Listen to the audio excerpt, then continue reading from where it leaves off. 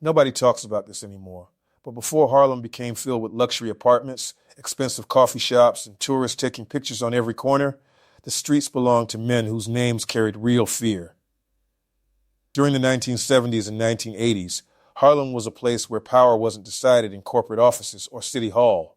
Power lived in the streets, and one of the biggest names connected to that era was Guy Fisher, a man who went from poverty in New York to becoming one of the most respected and feared figures in the drug world. If you're already locked in, hit that like button, subscribe, and drop a comment. You're about to hear a story most people don't break down like this. Guy Fisher's story wasn't just about drugs or money. It was about survival, ambition, betrayal, and power. But the twist that shocked many people was this: despite becoming one of Harlem's biggest kingpins, Fisher was also known for intelligence, business skills, and political influence. Some people even believed he had the potential to become successful in a legitimate business if life had gone differently. But the streets had already claimed him. To understand Guy Fisher's rise, you first have to understand Harlem during that time. New York City in the 1970s was struggling. Crime was exploding. Poverty spread across neighborhoods. Buildings were abandoned. Drugs flooded the streets. Many young black men grew up feeling trapped between limited opportunities and constant violence. For some, hustling became a way to survive. And for a select few, hustling became a path to power. Guy Fisher learned early that the streets rewarded confidence, intelligence, and fearlessness. Unlike many reckless hustlers who moved emotionally, Fisher reportedly understood how to stay calm and think ahead. That mindset helped separate him from the average street dealer. He wasn't just trying to survive day by day. He wanted control. As he grew older, Fisher became connected to powerful figures in Harlem's underworld. One of the most famous was Nicky Barnes, the leader of a feared organization known as the Council. This group controlled large portions of Harlem's heroin trade during the height of New York's drug epidemic. At the time, heroin was destroying communities across the city. Families were falling apart. Addiction spread rapidly. Violence became normal. And behind the scenes, massive amounts of money were being made every single day. That's where Guy Fisher entered the picture. Unlike many street figures who wanted attention, Fisher reportedly preferred moving carefully. But even staying low-key became difficult once the money started growing. Harlem's drug economy was producing millions, and the people at the top began living like celebrities. Expensive cars, designer clothes, jewelry, and luxury apartments. The streets became filled with visible signs of wealth, and that kind of attention always creates danger, because when people see power, they either want to join it or destroy it. That's one of the biggest themes in Guy Fisher's story: betrayal. The drug world runs on temporary loyalty. People may smile in your face today while secretly planning your downfall tomorrow. Fear, greed, and survival constantly pull people in different directions. Informants become common. Rivals become deadly. And even close friends can turn into enemies once millions of dollars are involved. Nobody understood that reality better than Fisher. One thing that made him different from many others was the level of influence he built outside the streets. He wasn't just respected by hustlers. He reportedly interacted with celebrities, athletes, and powerful people connected to nightlife and entertainment. During that era, Harlem's underworld and celebrity culture often crossed paths. Drug money flowed into clubs, parties, and businesses all over New York. And Guy Fisher became one of the names people whispered about with both fear and fascination. Some saw him as a mastermind. Others saw him as dangerous. But almost everybody respected his intelligence. Then came the mystery and twist that changed everything. In 1977, Nicky Barnes appeared on the cover of the New York Times with a famous headline calling him Mr. Untouchable. That moment became legendary in New York crime history. Barnes had become so powerful and visible that even mainstream media was fascinated by him. But according to many street stories, that public attention created tension behind the scenes. The government was embarrassed. Law enforcement increased pressure, and paranoia started spreading throughout Harlem's underworld. Soon, alliances began breaking apart. People started cooperating with authorities, and betrayal entered the picture in a major way. One of the biggest shocks in Harlem street history was when Nicky Barnes eventually became a government informant. For many people in the streets, that was unforgivable. Men who once operated together suddenly faced prison sentences because somebody inside the circle decided to cooperate, and Guy Fisher reportedly became one of the people deeply affected by those betrayals. That's another reason his story still creates strong emotions today. In the streets, loyalty is treated almost like religion. Betrayal doesn't just damage business, it destroys trust forever. Many people respected Fisher because, unlike others, he reportedly refused to cooperate even when facing overwhelming pressure from the government. That decision helped build his reputation as solid and respected in street culture, but it also came with a heavy cost. Law enforcement eventually targeted Fisher aggressively. Federal prosecutors were determined to dismantle Harlem's heroin empire. Investigations expanded. Informants talked. Surveillance increased. And once the government focused fully on the organization, prison became almost unavoidable. That's the ugly truth about most Kingpin stories. The rise may look glamorous from the outside, but the ending is usually tragic. Some die young. Some get betrayed. Some spend decades behind bars. Very few escape clean.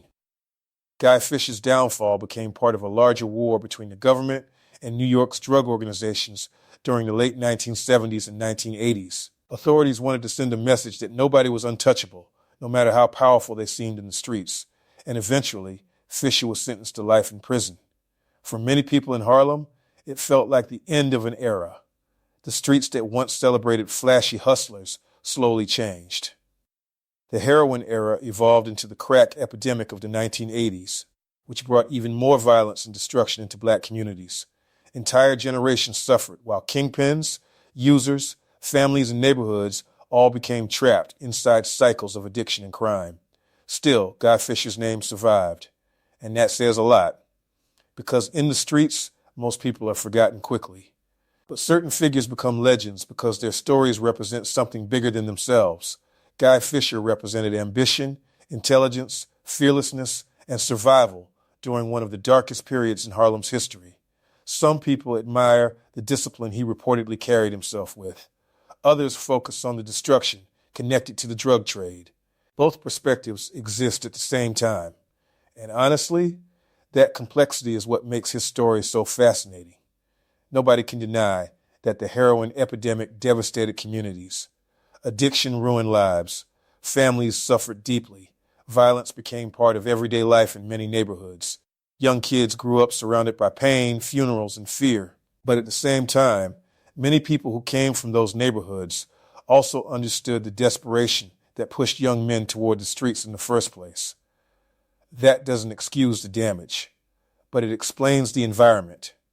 An environment shapes people more than many outsiders realize. Harlem during that time was filled with poverty, discrimination, lack of opportunity, and broken systems. For many young men, becoming successful through legal paths felt nearly impossible. The streets became one of the only visible ways to gain money, power, and respect. That's why figures like Guy Fisher became larger than life. To some people, he represented survival in a system that seemed designed to keep certain communities struggling forever.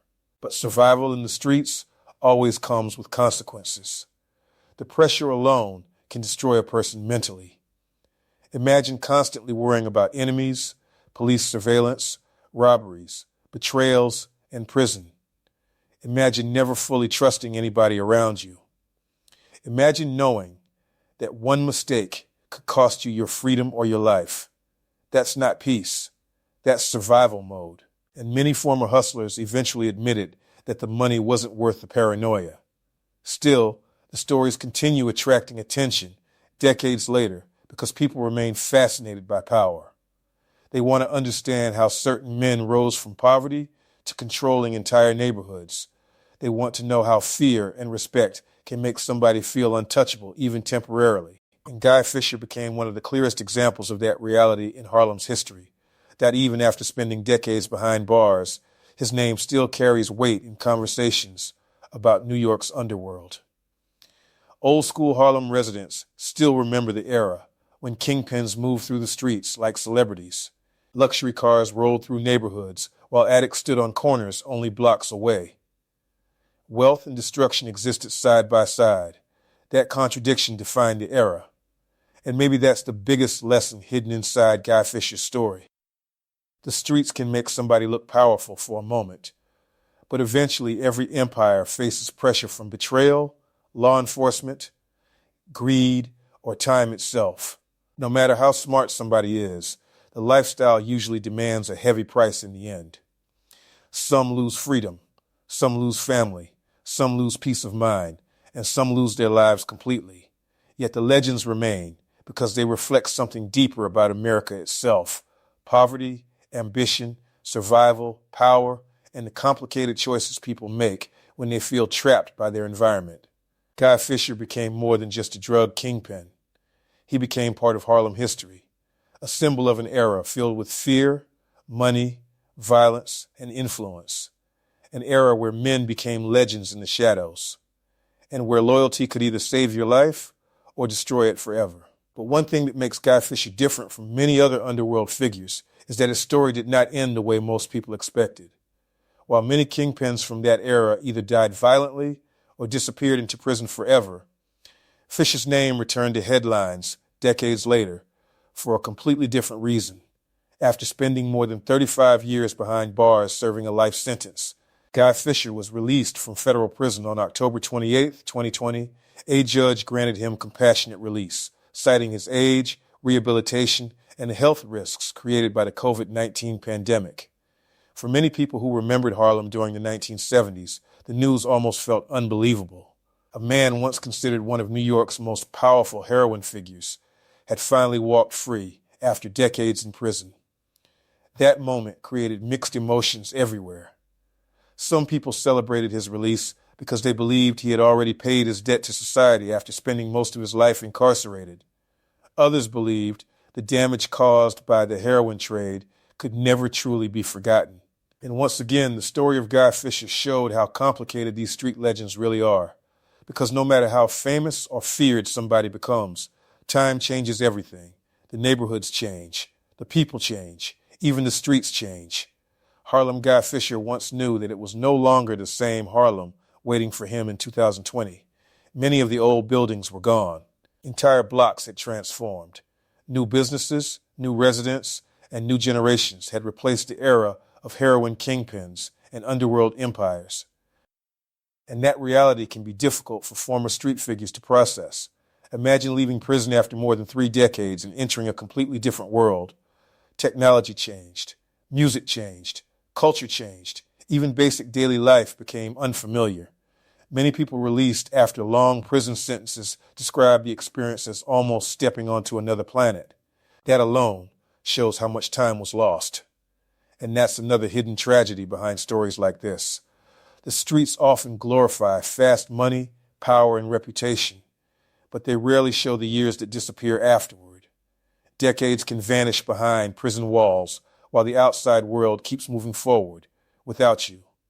Friends grow older, family members pass away, entire generations grow up. Time becomes the real punishment. That's why some people looked at Guy Fisher's release as more than just a news story. To them, it symbolized the end of an era in Harlem history. Fisher was one of the last living connections to a period when New York's underworld was dominated by heroin empires, secret alliances, flashy lifestyles, and deadly betrayals. And despite everything connected to that era, many people still respected the way Fisher reportedly carried himself through prison. According to multiple interviews and reports over the years, he focused heavily on personal growth and rehabilitation while incarcerated. That surprised many people who only knew his name through old crime stories. It reminded people that human beings are more complicated than the headlines written about them decades earlier. Still, the shadow of the drug game never fully disappears. The heroin epidemic destroyed countless lives throughout Harlem and New York City. Families suffered for generations. Addiction spread through communities already struggling with poverty and violence. That pain became part of the city's history forever. And because of that, stories about figures like Guy Fisher continue creating debate even today. Some people focus on the destruction connected to the streets. Others focus on the environment that created these men in the first place. Both conversations matter. Because the truth is rarely simple. Guy Fisher's story contains ambition, intelligence, power, betrayal, loyalty, fear, and survival all at the same time. That's why his name continues surviving decades later, while many others have been forgotten. His life became connected to one of the most important and dangerous chapters in Harlem's history, a chapter where fortunes were built overnight, where friendships turned deadly, where entire neighborhoods lived under the shadow of addiction and violence, and where men became legends long before social media ever existed. Today, younger generations hear these stories almost like mythology. But for older Harlem residents, this wasn't entertainment. It was real life. They remember the tension in the streets. They remember the fear. They remember the flashy cars pulling up outside clubs while federal agents built cases in the background.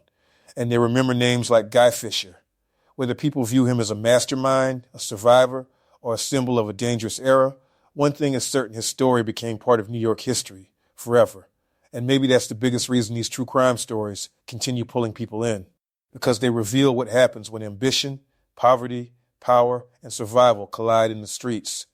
They show how quickly people can rise, how fast loyalty can disappear, and how every decision eventually comes with consequences. Some consequences last a few years, others last a lifetime. If you enjoyed this story, don't forget to hit that like and subscribe button. It helps push the video more into the algorithm and helps the channel continue bringing you powerful true crime stories like this one.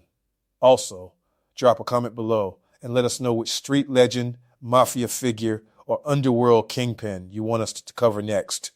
And make sure you check out the merch in the description. Watch the video below for more true crime videos and untold stories from the streets.